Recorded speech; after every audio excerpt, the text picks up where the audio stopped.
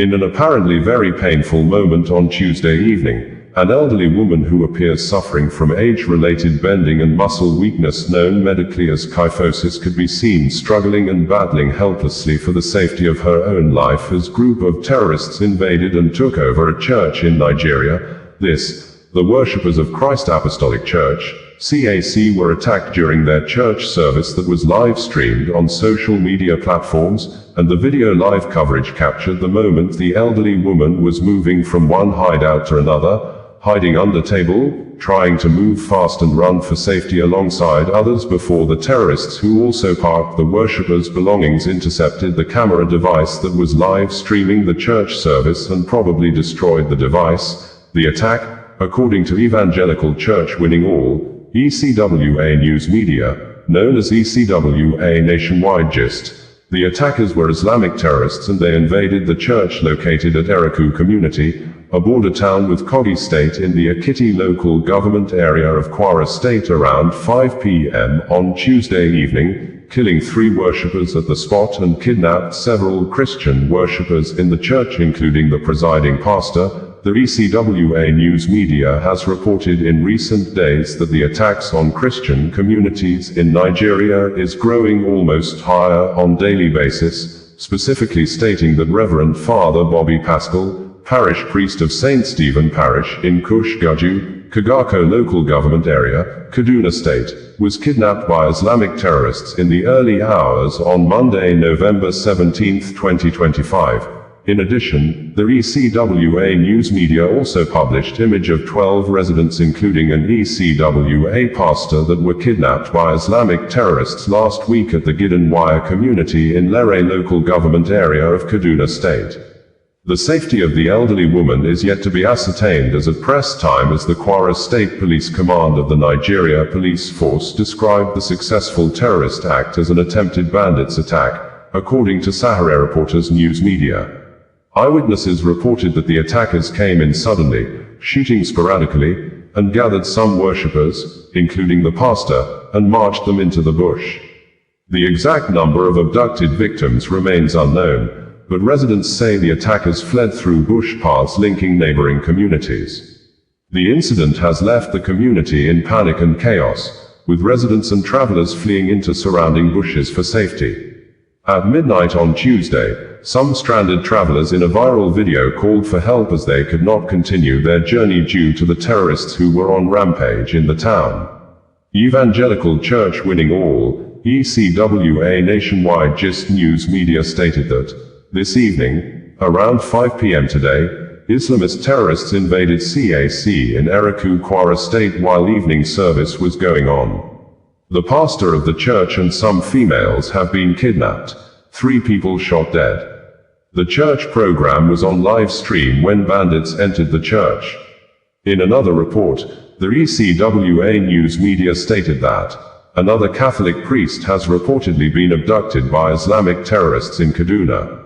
Reverend Father Bobby Pascal, Armed Forces of Nigeria, AFN, under the command and control of the President and Commander-in-Chief, Bola Ahmed Tinubu, has kept mum since early morning night on Monday when a MAG news agency, the international media outlet of the Islamic State West Africa province, ISWAP, started sending and disseminating a photograph of Brigadier General Musa Uba in ISWAP captivity, indicating untrue. The Brigadier General, the Nigerian Army authority, had earlier claimed on Saturday to be safe and led his troops back to base. A statement the Army issued to challenge media reports that the Brigadier General was captured and held captive by the ISWAP terrorists after the terrorists ambushed the 25 Task Force Brigade of the Armed Forces of Nigeria, killing several soldiers and civilian JTF members in Wajiroko village near Sambisa Forest in Borno State on Friday around 5 p.m. This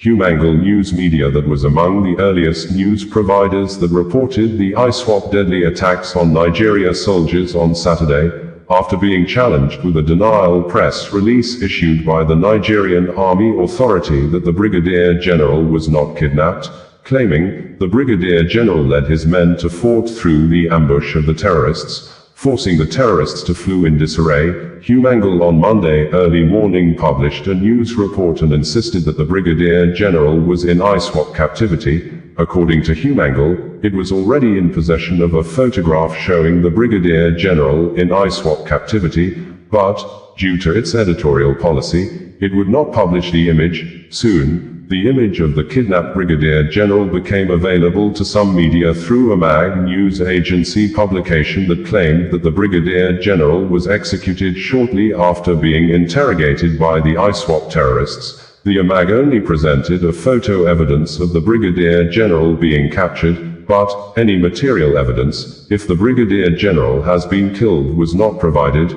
Following the apparent unfortunate development in the Nigerian Army community, former Vice President of Nigeria, Atiku Abubakar on Monday in a statement personally signed called on President Bola Ahmed Tinubu to admit incompetence and the president should either ask for help or tendered a letter of resignation immediately.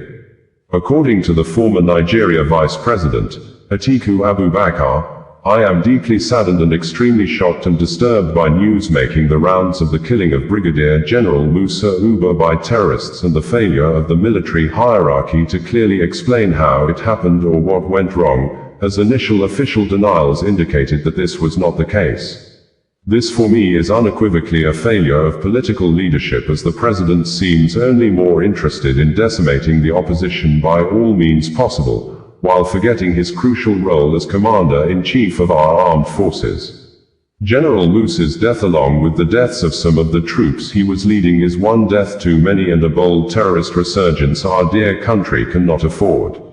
I urge all citizens and our military leaders to take heart, as even this season shall pass away.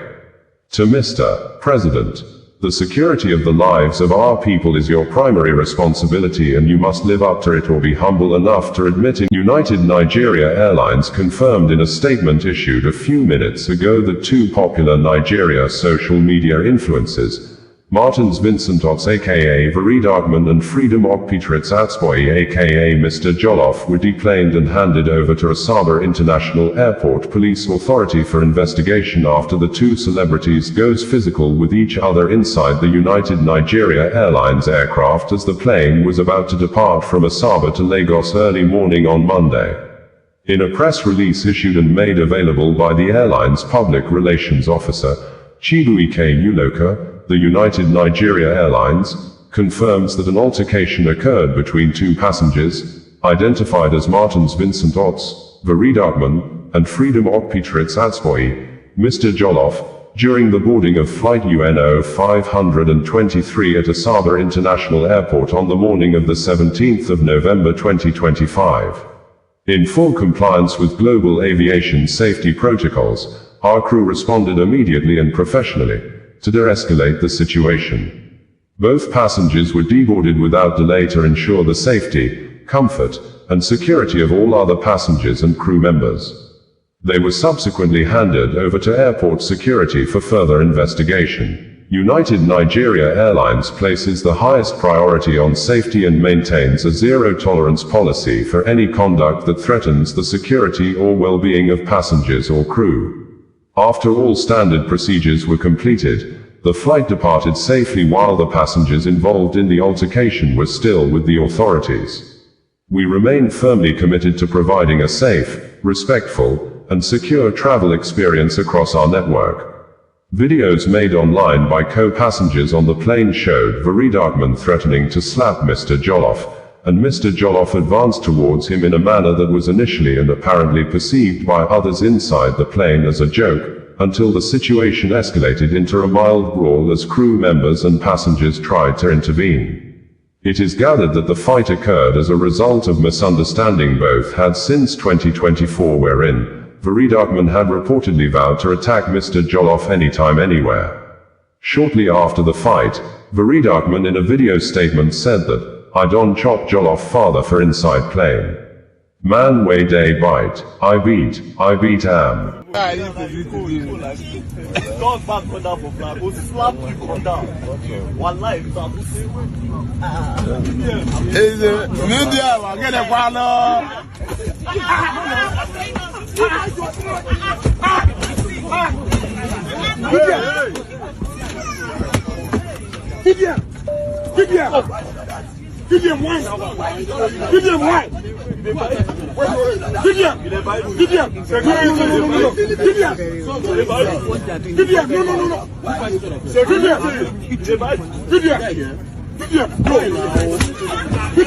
Please don't, see.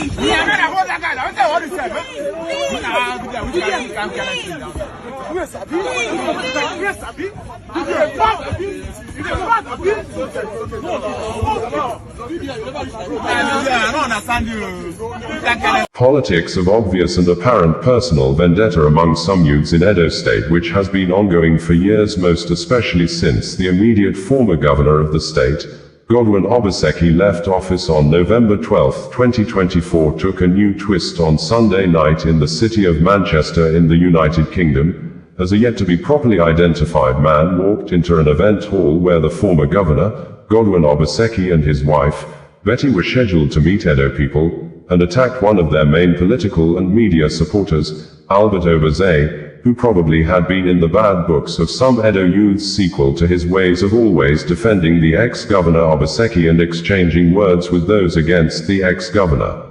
Videos made available online indicated that Albert Obaze was attacked while he was live streaming the event on Facebook and other social media platforms as guests were coming in and waiting for the arrival of the former Edo State Governor, Godwin Obaseki, and his wife, Betty.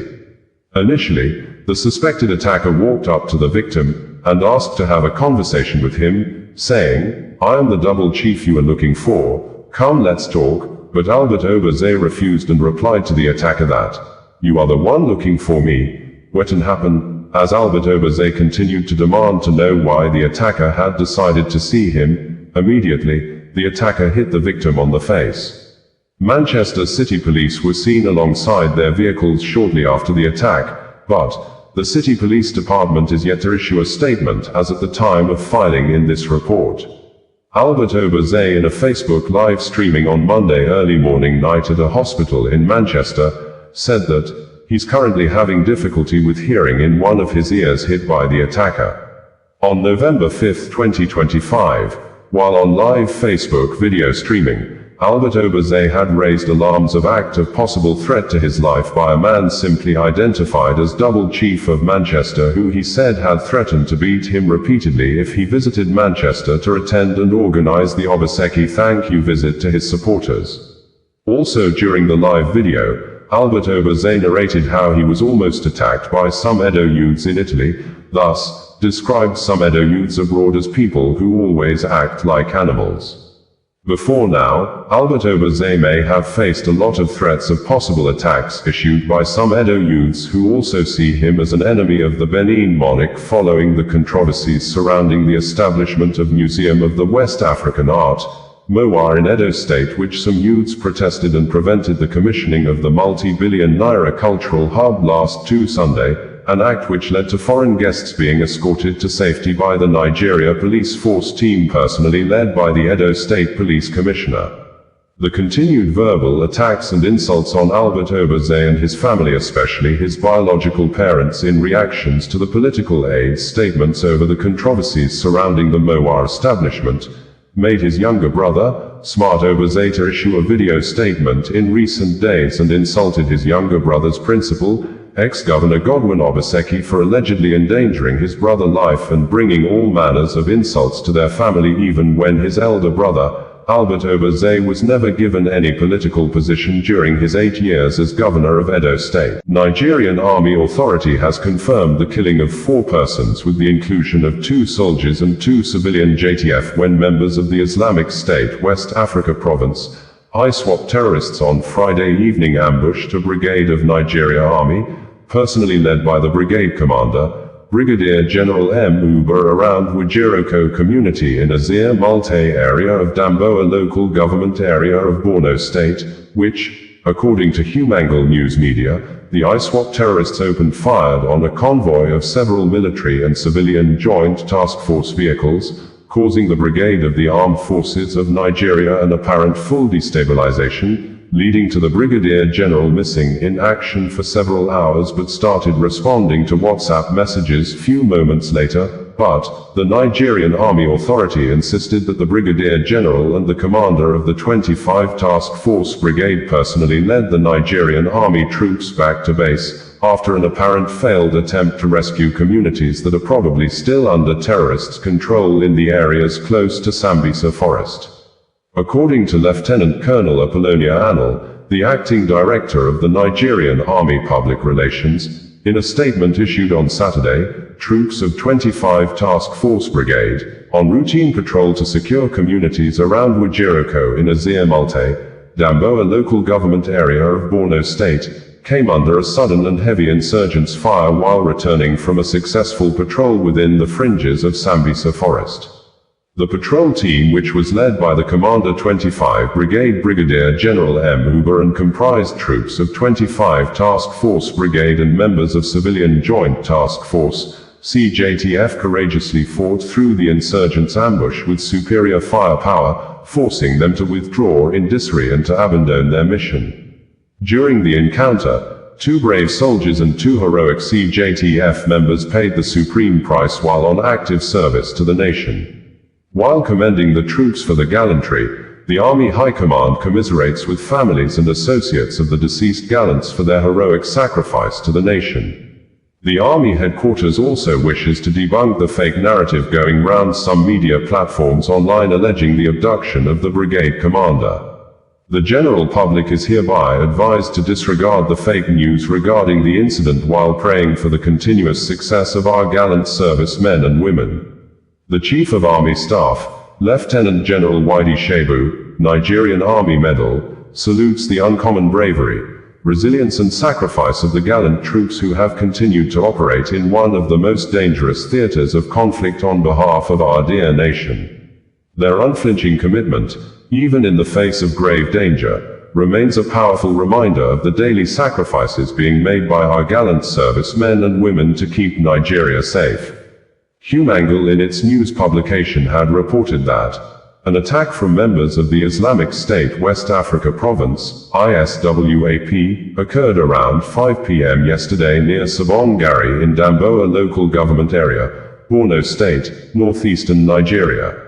The terrorists, concealed along the route, opened fire on a mixed convoy of soldiers and members of the Civilian Joint Task Force. President Volodymyr Zelensky has ordered the new Prime Minister of Ukraine, Yulia Sviridenko, to involve law enforcement agencies including the anti-corruption police in the mass audits of Ukraine's state-owned companies. Zelensky, who gave the order this week while in one-on-one meeting with the female Prime Minister, said, "The law enforcement agencies of Ukraine must take immediate action based on the outcome or results of the audits being initiated by Yulia Sviridenko, the current Prime Minister of Ukraine, who assumed office on July 17, 2025, after being confirmed by the Verkhovna Rada, meaning Ukraine's parliament, following President Volodymyr Zelensky's nomination of Sviridenko as part of a major government reshuffle, replacing the previous Prime Minister, Denis Shmyhal, who became the new Minister of Defense, and Sviridenko previously served as the first Deputy Prime Minister and Minister of Economic Development and Trade. The new position made her the second woman in Ukraine's history to hold the position of Prime Minister. Meanwhile, during the week, Zelensky also announced that the Nordic countries, Denmark, Finland, Iceland, Norway, along with other Baltic-friendly countries of Ukraine, have decided to commit an additional $500 million to the prioritized Ukraine requirements list, Pearl Initiative, a NATO-led initiative to expedite the supply of critically needed US-manufactured weapons to the country, which, Zelensky said, will be of a substantial help. In a number of statements during the week, Zelensky said, "I had a meeting with the Prime Minister of Ukraine. First and foremost, we focused on the situation with recovery efforts in the regions after the Russian strikes. Repair crews are working almost around the clock wherever needed, and the necessary resources have been deployed.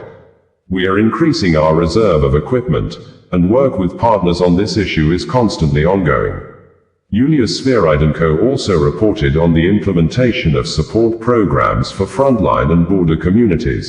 "We are ensuring the necessary funding. Starting tomorrow, a new winter support program for our people will be launched. Government officials will present all the details publicly. Last year, more than 14 million Ukrainians benefited from winter support, and we expect no smaller scale this winter. The Prime Minister reported on the launch of audit processes in state-owned companies. We agreed that the audits must be conducted promptly, and all results must be forwarded to law enforcement and anti-corruption agencies for appropriate action. Personnel decisions will follow based on the findings. I also instructed that Ukraine's key partners be promptly informed about the audit outcomes and related decisions. Transparency in state-owned companies and the elimination of any schemes must be guaranteed. We also discussed personnel changes in the government. The Prime Minister of Ukraine will propose candidates for the posts of Minister of Energy and Minister of Justice. Last night, patriots performed well, successfully intercepting Russian ballistic missiles. Yet we still need considerably more forces, systems, and compatible missiles to protect lives. This week, the Nordic countries, Denmark, Finland, After-ISWAP-Ambushed, bringing you the news in a more digital way.